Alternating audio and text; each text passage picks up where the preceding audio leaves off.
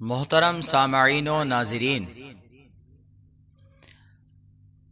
ایک مسئلہ زہر بحث ہے اور وہ یہ ہے کہ معصوم اور محفوظ میں کیا فرق ہے اور کون کون لوگ معصوم ہیں اور کون کون محفوظ ہیں۔ تو سب سے پہلے میں معنوی اور بنیادی اعتبار سے بات کروں گا، اور وہ یہ ہے کہ معصوم اور محفوظ میں بنیادی یعنی معنوی اعتبار سے کوئی بھی فرق نہیں ہے، یعنی جو معصوم ہے وہ محفوظ ہے، جو محفوظ ہے وہ معصوم ہے۔ اس پر دلیل قرآن پاک کی آیت یا ایھا النبی بلغ ما انزل الیک من ربک وان لم تفعل فما بلغت رسالتہ واللہ یعصمک من الناس۔ اللہ تبارک و تعالی آپ کی حفاظت کرنے والا ہے۔ کس سے کہا گیا؟ نبی سے۔ واللہ یعصمک من الناس، یعنی آپ کی عصمت کی گارنٹی اللہ رب العزت نے لی ہے۔ تو یہاں عصمت سے مراد یعنی محفوظ ہونا، یعنی اللہ رب العزت نے آپ کو جو لوگ دنیا میں شر پہنچانے والے ہیں ان سب سے محفوظ کر لیا ہے، محفوظ ہونے کی گارنٹی لی ہے۔ تو معصوم کا جو اصل معنی ہے وہ محفوظ ہے۔ تو پتہ یہ چلا کہ محفوظ اور معصوم کوئی دو معنی نہیں ہے بلکہ ایک ہی معنی ہے۔ محفوظ کا اور معصوم کا دونوں کا ایک ہی معنی ہے، کوئی الگ الگ معنی نہیں ہے۔ اب اگلی بات یہ ہے کہ اللہ رب العزت کی ذات معصوم ہے، انبیاء کرام کی ذات معصوم ہے، اور فرشتوں کی ذات معصوم ہے، اور اللہ کے رسول کے گھر کے افراد جو نور سے پیدا ہوئے، مثال کے طور پر مولا علی کی ذات، فاطمۃ الزہرا سلام اللہ علیہا کی ذات، حسنین کریمین کی ذات۔ سرکار نے فرمایا فاطمہ تو بضعۃ منی، فاطمہ میرے جسم کا ٹکڑا ہے۔ انا علی منہ وعلی منی، علی مجھ سے ہیں اور میں علی سے ہوں، علی مجھ سے ہیں اور میں علی سے ہوں۔ انا وعلی من نور واحد، علی اور میں ایک ہی نور سے ہیں، اور حسن اور حسین یہ دونوں میرے بیٹے ہیں، یہ مجھ سے ہیں میں ان سے ہوں۔ اب اگر ان افراد کو بھی معصوم کہہ دیا جائے تو اس میں کوئی بھی پریشانی اور دقت کی بات نہیں ہے، اس لیے کہ معصوم اور محفوظ کے کوئی معنی میں فرق ہے ہی نہیں۔ ہاں کچھ لوگ ہیں جو فرق کرنے کے لیے انبیاء کرام کو معصوم کہتے ہیں اور اہل بیت اطہار کو محفوظ کہتے ہیں، یہ ایک الگ بات ہے۔ لیکن اگر انبیاء کرام کو معصوم کہا جائے اور ان کو بھی معصوم کہا جائے تو اس میں کوئی دقت اور پریشانی کی بات نہیں ہے۔ ہمارے کچھ آڈینس یا ہماری بات کو سننے والے کچھ افراد اس بات کو کہہ رہے ہیں کہ آپ کیا مانتے ہیں، تو میرا ان سے کہنا یہ ہے کہ محفوظ اور معصوم میں کوئی فرق ہی نہیں ہے۔ تو پھر بات یہ پیدا ہوتی ہے کہ معصوم اگر ہم ان کو کہہ دیں تو پریشانی کیا ہے؟ تو پریشانی کچھ بھی نہیں ہے۔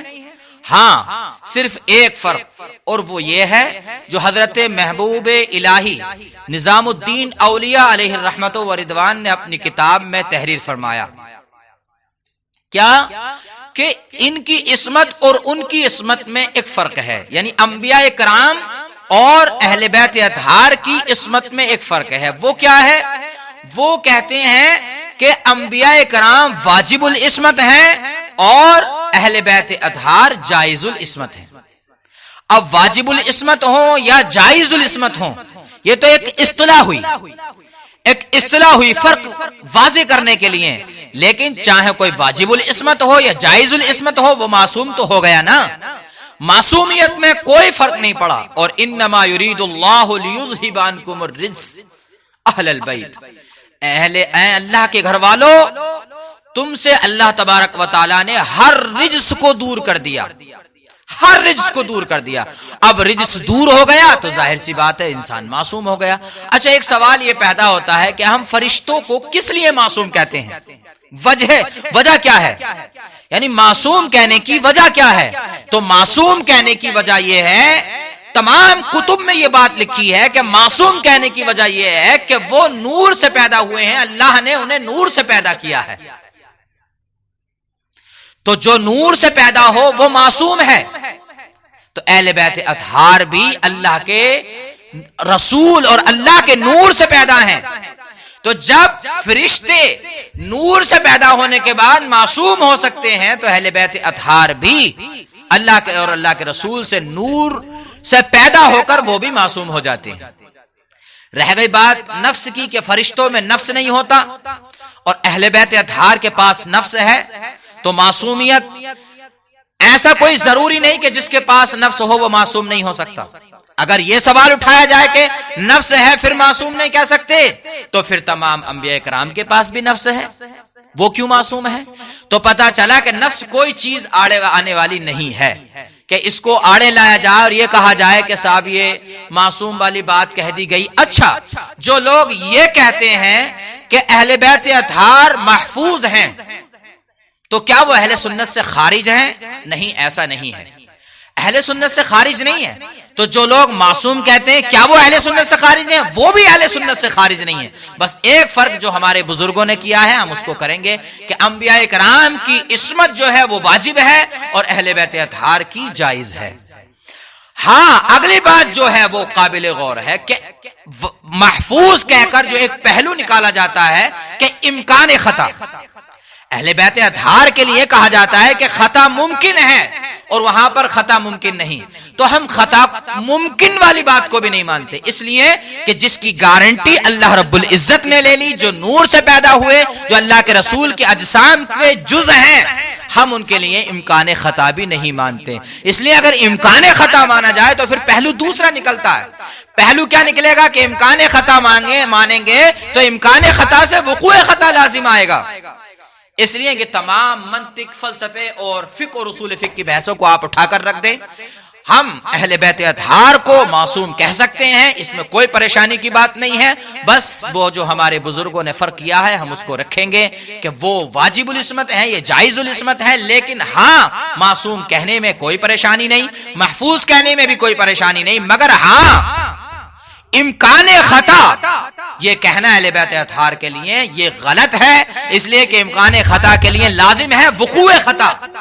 تو وقوع خطا لازم ہوگا تو ظاہر سی بات ہے خطا آئے گی، اور خطا آئے گی تو ہے سے معاملہ بگڑتا چلا آئے گا۔ تو ہم امکان خطا والے مسئلے کو، اس دروازے کو یہی بند کرتے ہیں اور اپنے آڈینس سے اور اپنے سننے والوں سے کہتے ہیں کہ آپ بالکل مطمئن رہیں، میرا وہی عقیدہ ہے جو اہل سنت و جماعت کا عقیدہ ہے۔ میں بھی آپ کی طرح جیسے ہمارے محبوب الہی حضرت نظام الدین اولیاء علیہ الرحمت و رضوان نے کہا ہے معصوم، ویسے میں بھی مانتا ہوں۔